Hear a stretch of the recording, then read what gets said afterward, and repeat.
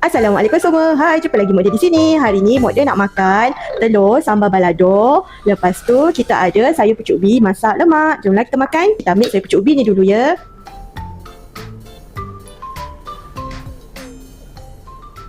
Ambil kuah sayur pucuk ubi. Jemput makan semua. Bismillahirrahmanirrahim. Sedap ya. Sayur pucuk ubi, sambal balado ni tak nasi. Makan.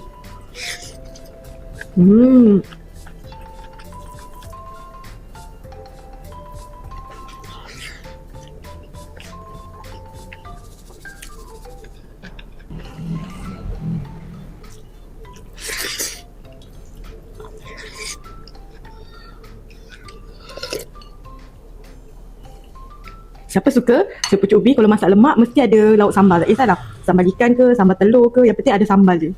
Sedap kan?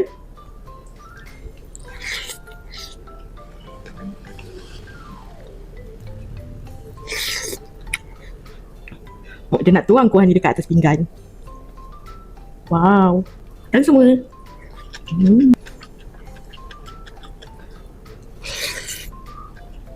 Minum telur. Ambil telur ni, satukan nasi dengan kuah ni.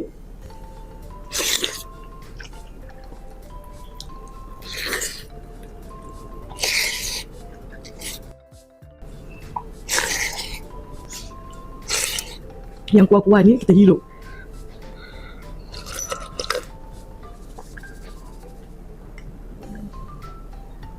Alhamdulillah, syukur nikmat atas rezeki yang diberikan hari ini. Kita jumpa di video akan datang. Assalamualaikum semua. Bye-bye.